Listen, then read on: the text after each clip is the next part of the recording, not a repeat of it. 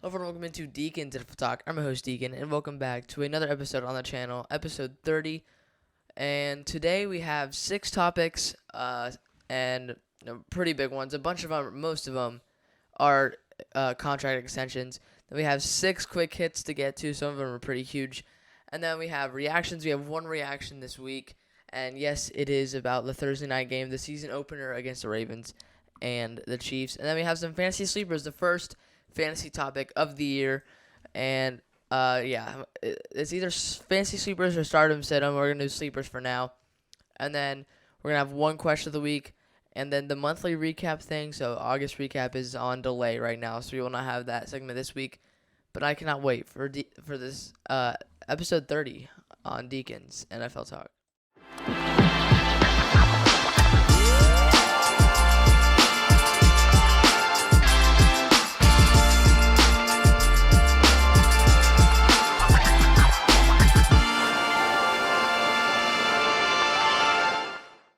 All right, everybody, we're going to get right into this. So we're going to start off with the first topic, as always, and the first topic is actually about a kicker. I don't feel like we've ever had a first topic that was about a kicker.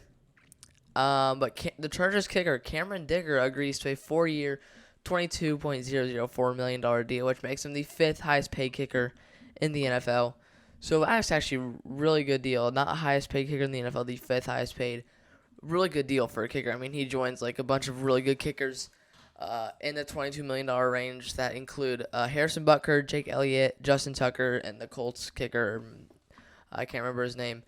But the extension includes $12.5 million guaranteed, so a really good deal for a kicker. I mean, if you can make $12 million, like, just like that, as a kicker too. I mean, I feel like as a kicker, I mean, I'm not saying I feel like kickers aren't worth anything. I feel like that's a really good deal for a kicker. Last year he made 31 of 33 field goals, 16 for 16 field goals between 40 and 49 yards, and 7 of 10 on 50 plus, and 35 for 35 on point after attempts, or also known as extra points. But I don't really know a whole lot about Cameron Dicker. I feel like I don't know if he's a newer kicker in the league. I honestly don't know much about him. I mean, yeah, but really good deal for Dicker. I mean, obviously he joins those kickers that are in that list of that make $22 million like range. Those are good kickers. I mean, those are like top 3, top 5 kickers in the league, and he joins them. I mean, that's actually that's something to be proud of. I mean, when you join Harrison Butker and Justin Tucker, who highlight the list, I mean Jake Elliott too. I mean, that you have something to be proud of. That's how you know that you are really good. And then, yeah, but really good deal for Dicker. And if I'm a Chargers fan, I'd be happy because you now have your kicker of the future for the next 4 years. So, yeah, really good deal for him. And then second topic of the week, the 49ers offensive tackle Trent Williams agrees to a 3-year deal worth $82.69 million. This has been a holdout thing that's lasted quite a while, I feel like, or it's just me. I mean, he receives $48 million at signing bonus and a $25.69 million signing bonus. So yeah, $48 million at signing and $25.69 million signing bonus. I mean, Trent Williams is one of the greatest tackles in the league. There's no doubt about that. I mean, there's no question. I mean, that's literally an unarguable question. But yeah, I mean, this has been a holdout thing that I feel like it's lasted a long time. I mean, I don't know if it's been longer than the Brandon Ayuk thing, which they got done. But my question is, after the Williams signing and Brandon Ayuk signing, is what's next for Deebo Samuel? I mean, no, it's not the question of the week. That's not the question of the week this week. But I do wonder how's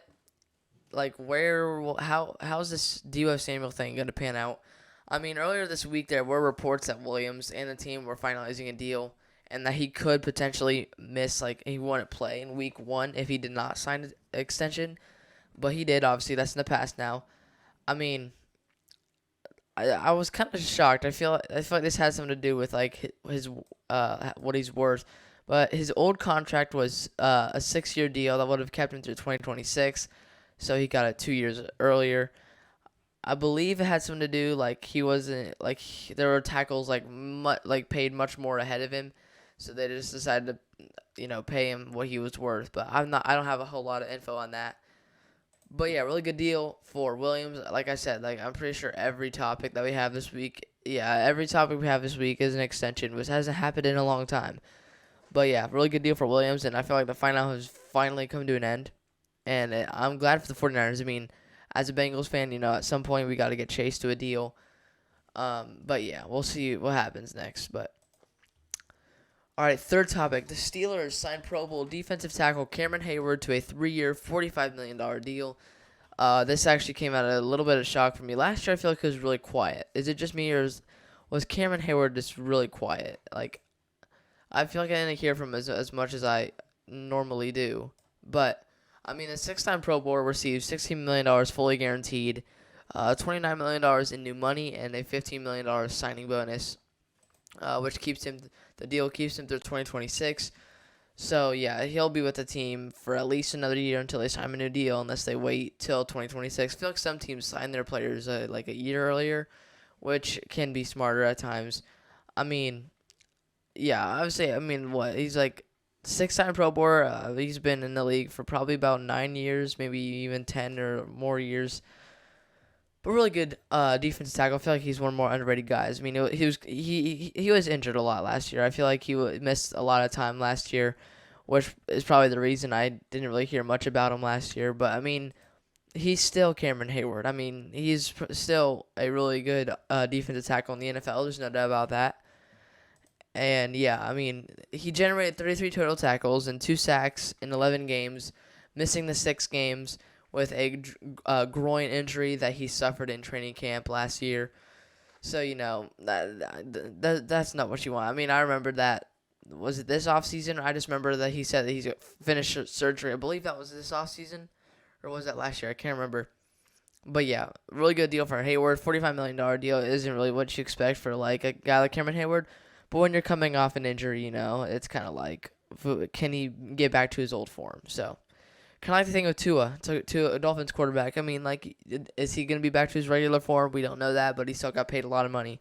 So, all right, fourth topic. 4 out of 6 topics. We have 2 more left after this one. The Broncos make Patrick Surtain the highest paid defensive back in NFL history, passing Buccaneers safety Antoine Winfield Jr. Winfield Jr. signed a contract earlier this offseason. Really good signing for the Buccaneers here. The team and Surtain agreed to a $96 million extension, which includes $77.5 million guaranteed and a $24 million in new AAV. So really good deal for Surtain, one of the best lockdown corners in the league. I believe he plays corner, maybe a little bit of safety, which defensive back is more of a little bit of both. But yeah, really good signing. By the Broncos this year. Trading, what's his name? Russell Wilson. Why was I thinking of Zach Wilson? But trading him frees up a lot of money. I feel like the Broncos, they might be one of the worst teams in the NFL this year. I feel like we could all be close to agreeing on that. You could argue the Giants. But Bo Nix looked really good in the preseason. I know it's a preseason. I feel like a lot of NFL fans get hyped about the preseason when their team's doing good, or there's just a quarterback or a team doing really really good in the preseason. But let's slow down. These are a bunch of third stringers, and so we can't really say much about that. So I know Bo Nix, he looked really good in the preseason against a bunch of second and third stringers, so we can't really say much there. But They have a lot of potential. Surtain, they have a young team, obviously. You have Bo Nix, you have Cortland Sutton, you traded Jerry Jeudy, unfortunately. Your O-line is actually pretty good. They signed, what's his name? I know they signed somebody this offseason. And you have Patrick Surtain on defense. Losing Justin Simmons is really going to benefit a lot. So, they have some weapons, but obviously they still have a lot of work to do. And I think they can definitely get back to the old days where they were really good. I think Bo Nix is going to be the quarterback to do that. I really like Bo Nix, honestly, but they're going to be one of the bottom 5 teams this year. That's just my prediction for Denver. He was the 9th pick in the 2021 draft. He recorded 187 combined tackles, 36 pass deflections, and 7 interceptions in 50 games played. So I mean, yeah, I mean he's proved to be one of the best corners in the league. I saw Sauce Gardner came out and said he got the bag, and so obviously he's gonna get paid very very soon. But yeah, really good deal for Surtain. I'm glad the Broncos got this done. Yeah, give it a few more years, and trust me, the Broncos will be a really good team at some point. So, second to last topic, Jalen Ramsey, another corner, agreed to a 3-year deal worth $72.3 million, making him the highest paid corner in the league. Obviously, we just talked about Patrick Surtain being the highest paid defensive back. Jalen Ramsey becomes the highest paid corner, not defensive back, in the league. I mean, the deal includes $24.1 million guaranteed. So, I mean, that's a really good deal. I mean, last year, really, he played late in the season due to injury, and it's in doubt again. So, I mean, his status for week 1 or tomorrow, or whenever they play. I don't know when the Dolphins play. Let me see. I think they play at 1. I mean, yeah, they play at 1, so... Yeah, they'll play Sunday. I know that, but yeah, we'll see for week 1. Last I heard, his status was doubtful. But yeah, I mean, this comes after Ramsey spent 1 year with Miami, and this is the second time Ramsey has been the highest paid at his position. So I mean, he's got a lot of money then. So I mean, obviously, but yeah, I think Ramsey has definitely fallen out of his prime. I think he could still get there at some point. But I mean, yeah, can we I feel like he was one of the best corners years ago. I mean, Jaguars. Yeah, the Jaguars. He was really good on the Jaguars. I mean, he was fun to watch. I'm not saying Jalen Ramsey is bad anymore, but he definitely deserves this deal. I mean, I feel like Xavier Howard, is he still on the team or did he get traded? I feel like there was something he was doubtful to return or something with the team. I don't know if he's landed somewhere else or he's re-signed an extension. I can't remember. But yeah, really good deal for Ramsey. And yeah. All right, last topic is another signing. It's another Steeler. They signed Pat Freiermuth, the tight end, who received a 4-year, $48.4 million deal. I mean, last year he was, once again, really quiet. I mean, I feel like you didn't hear much from him. At least I didn't. But yeah, I feel like his rookie year was outstanding. And there's no doubt about that. I mean, he proved to be one of the better tight ends in the league, and last year I feel like he was quiet. I mean, in his first 3 years with Pittsburgh, though, I mean, he recorded 155 catches for 11 touchdowns. So I mean, really good for not bad for a tight end for his first 3 years. Hopefully, he can get back to his regular form. You know, that's what I hope for. That's what Steelers fans hope for. And yeah, so we'll see what happens there with Freiermuth. We'll see if he can get back to his old form. And yeah. All right. So that was all the NFL news that we have this week. All signings, all extensions. This might be a fairly short episode. It might be 30 minutes this week for the first time in forever, what it feels like. Quick hits, all right? Quick hits might not be a segment at some point during the season because I have so many segment ideas during the season, and quick hits is more of just a fill-in segment for the offseason. But the Rams are going to hire ex-Nebraska head coach Scott Frost to the coaching staff. He's going to help with multiple roles. He played on special teams for the Jets, Browns, Packers, and Buccaneers, and the last time he's been a part of the NFL was in 2003, so that's the first one there. And then this one's actually been talked about for a long time, it feels like, for the past week or so. But the 49ers rookie wide receiver Ricky Pearsall suffered shooting wounds, but the good news is he's been released from the hospital. He was shot during an attempted robbery when somebody tried to rob Pearsall of his Rolex watch. He was shot at the chest, and the bullet went straight through his back. Apparently, both were shot. I don't know if Pearsall shot him or somebody else. I don't really know. Doesn't really give much information on that. The suspect is a 17-year-old boy who was not targeting Pearsall because he's a 49ers player. So even though it's an accident, still I feel like we should fine him or something. I heard he's like, what do you call it? Like he's fined for like an attempted murder or something. But Pearsall is expected to miss 4 weeks. So yeah, this will sideline him obviously. So I mean, yeah, not good news. I mean, I don't even know why he's doing this in the first place. But yeah, I mean, it's kind of weird. Like he said, he was going to rob Pearsall of his Rolex watch, but yet he didn't like he wasn't targeting Pearsall. So it doesn't make sense when you start robbing somebody that you said you're not targeting. It just doesn't make sense. So I don't even know what he's talking about. So. But Jets corner Michael Carter II agrees to a 3-year deal worth $30.75 million extension. Once again, there's a bunch of signings in here. The extension makes Carter II the highest paid slot corner in the league. The deal also has $33 million of max value and $19 million in total guarantees. But in 2023, Carter II tallied 50 tackles and 9 pass breakups. So yeah, definitely becoming one of the top slot corners in the league. But then we have third to last, I believe, Commanders gift guard Sam Cosmi, a 4-year, $74 million contract extension. Cosmi originally played offensive tackle, but then Washington moved him to offensive guard in 2023. He was a second-round pick in 2021. I feel like the 2020 and 2021 draft class is absolutely insane and is making a massive amount of money. It's probably one of the best 2 draft classes that we've seen in a long time. All right, but Roger Goodell wants more international games in 2025. Am I surprised? No. Are you? I'm not. I don't know about you, but I'm not really surprised. The NFL played its first game in South America last night. Obviously, the Packers and Eagles, which I did not know what the score was in that one. Goodell wants 8 international games for a year minimum. I mean, that's a lot of games a year, and that's only his minimum. All right, apparently he wants 2 preseason international games, which I think is absolutely stupid. Like, just have the preseason games here. I mean, the preseason games don't even count. So, like, what's the point? Nobody's going to watch those. And then, I guess, at some point, he won 16 international regular season games. I don't know if this is international or preseason. Either way, it's kind of ridiculous. 16? That's actually, like, I don't even know what we're doing.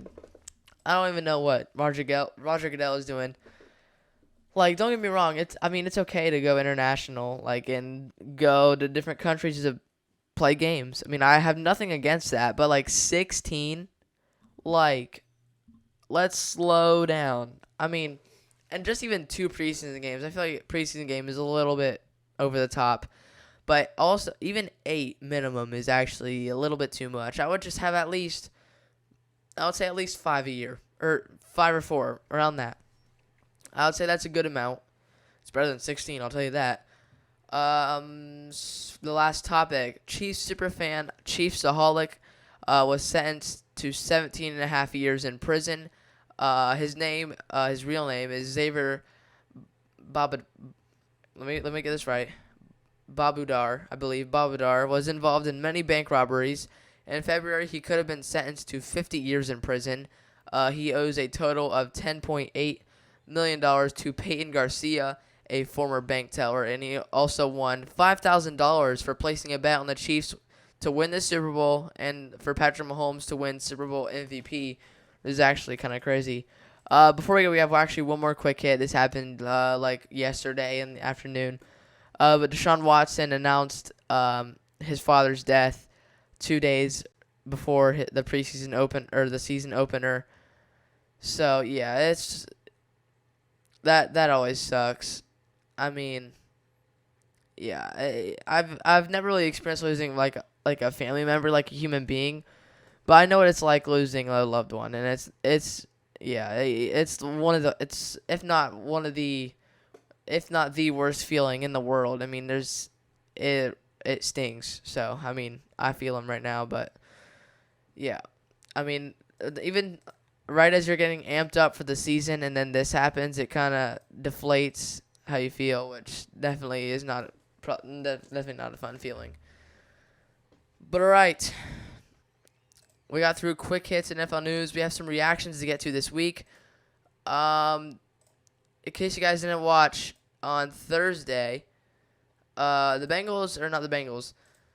Chiefs and Ravens season opener. If you did not watch that, then I'll play it here. But it was a thriller. What a way to open up the season. It could not be a better season opener. It could not ask for a better season opener. But the last play of the game was in the Ravens' possession. Final play of the game, Lamar Jackson looking in the end zone, and he finds Likely, but only to realize that his toe, like literally his toe, stepped out of bounds. But here we go. I'm going to play it right here, right? Lining up, 3rd and goal at the 10-yard line. The Chiefs are pinned up in their own end zone, all right? 5 seconds left. 3rd and goal, 27-20, all right? You can see Likely right in front of, I believe it's Zay Flowers. But here we go. I mean, he has to spin around. He knows Lamar. He's good. Throws it, end zone, and yeah. Like at first it was like a touchdown. Ravens win. You know, it's looking like or not Ravens win, but Ravens have a chance to tie it. But then John Harbaugh wants to go for 2 to try and win it instead of going in overtime with the Chiefs, which I don't blame him. I would go for 2 as well. But here's the replay right here.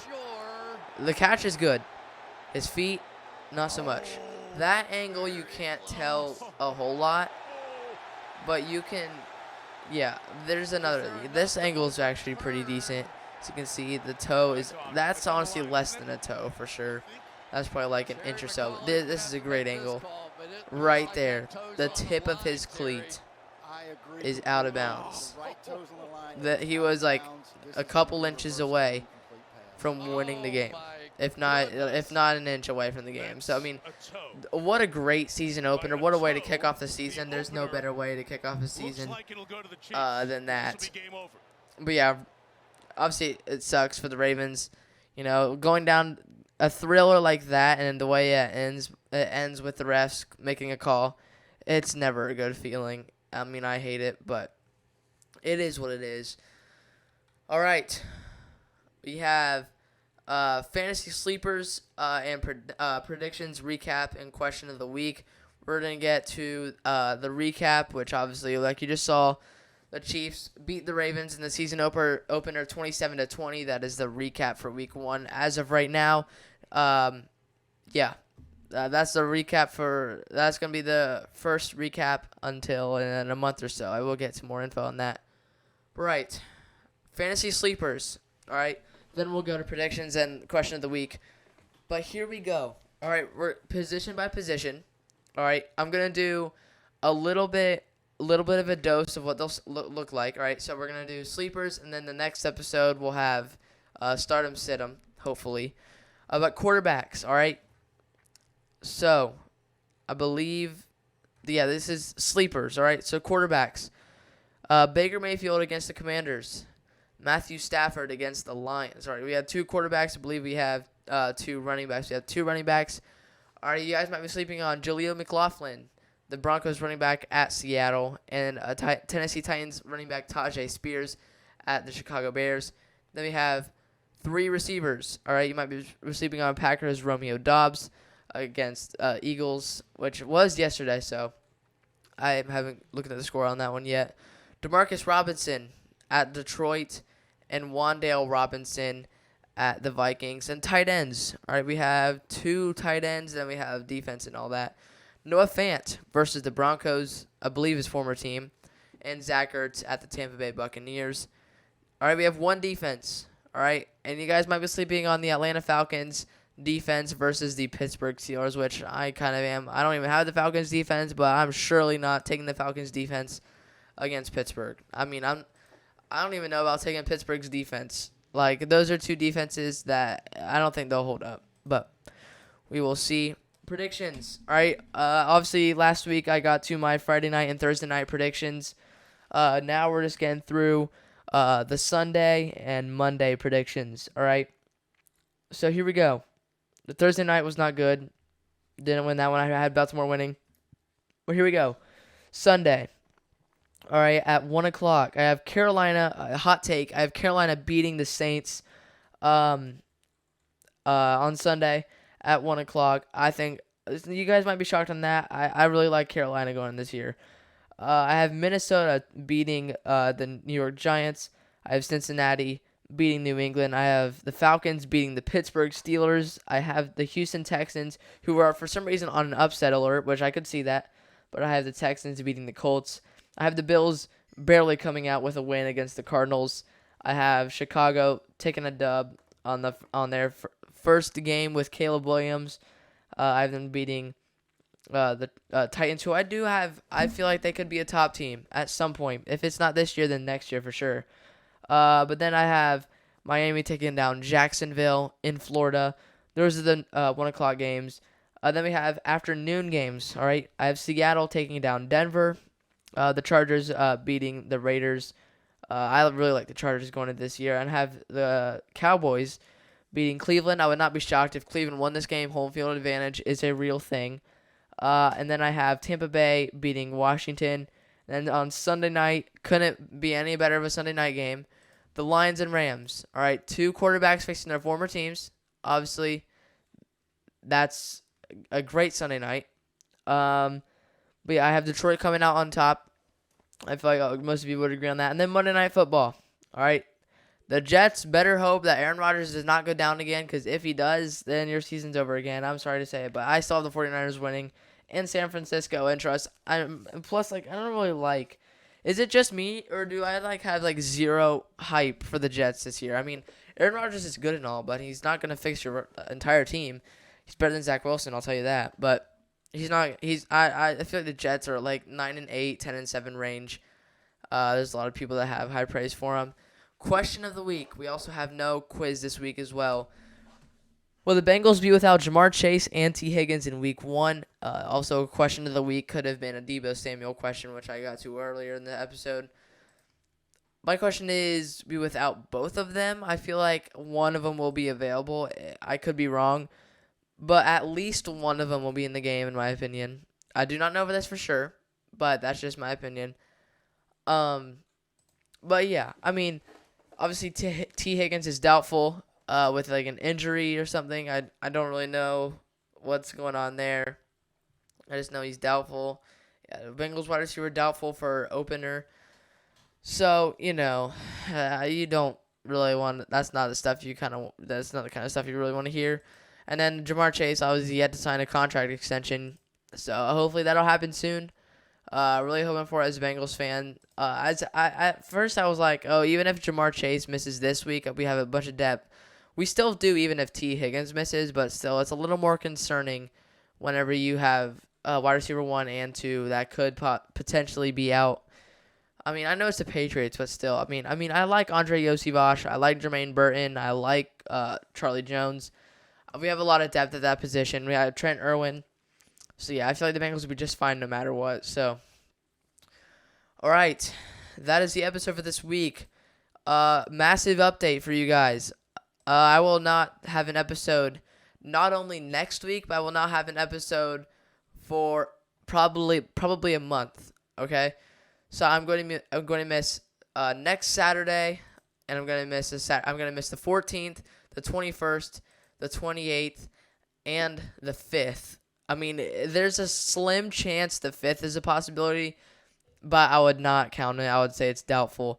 But yeah, I will not have a month of episodes. You will see some shorts probably here and there. I'm going on vacation out of the country.